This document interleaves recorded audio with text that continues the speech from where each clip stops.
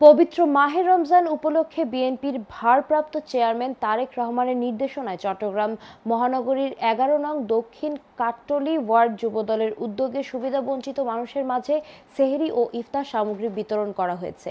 আজ দুপুরে নগরীর পাহাড়তলীর লোহারপুল এলাকায় এটি অনুষ্ঠিত হয়।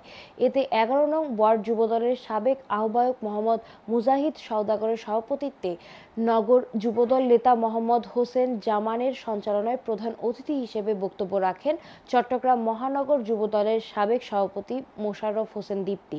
বিশেষ অতিথি ছিলেন নগর যুবদলের সাবেক সহসভাপতি নূর আহমেদ গুড্ডু, সাবেক সহসভাপতি শাহেদ আকবর, সাবেক সহসভাপতি ফজলুল হক সুমন, ১১ নং ওয়ার্ড বিএনপির সাবেক আহ্বায়ক সাইফুল আলম, সাবেক যুগ্ম সম্পাদক হাবিবুর রহমান মাসুম, সাবেক সহ সাধারণ সম্পাদক মোহাম্মদ ইয়াসিন, সাবেক দপ্তর সম্পাদক মোহাম্মদ সাগির, সাবেক সহ সম্পাদক মঞ্জুরুল আলম মঞ্জু, মিজানুর রহমান দুলাল, যুবদলের সাবেক সদস্য আশরাফুদ্দৌলা অপু, পাহাড়তলী থানার যুবদলের সাবেক সদস্য সচিব শওকত খান রাজু। আরও উপস্থিত ছিলেন যুবদল নেতা সাইফুল আলম, আবুল হাসান আশিক, যুবদল নেতা মাহমুদ, যুবদল নেতা ফজলে উদ্দিন রায়হান, আবু সালেহ সহ আরো অনেকে। আপনাদের এই এলাকায়ও অনেকে শত হাজার কোটি টাকার মালিক হয়েছে, কিন্তু এই অর্থনীতির কোনো মূল্য আছে?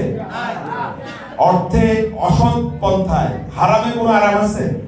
আজকে তারা কোথায় পালিয়ে বেড়াচ্ছে? আমরাও তো 17 বছর বিরোধী দলে ছিলাম, 17 বছর মামলা হামলা জেল জুলুমে আমাদের এখানে যারা বসে আছেন, এই যে আপনি দেখেন ইয়াসিন, তার একটা পা চলে গেছে, আরাফাত তার একটা পা, এই এলাকার এই দুটা ছেলেকে পুলিশ গুলি করে পা ফেলে দিয়েছে।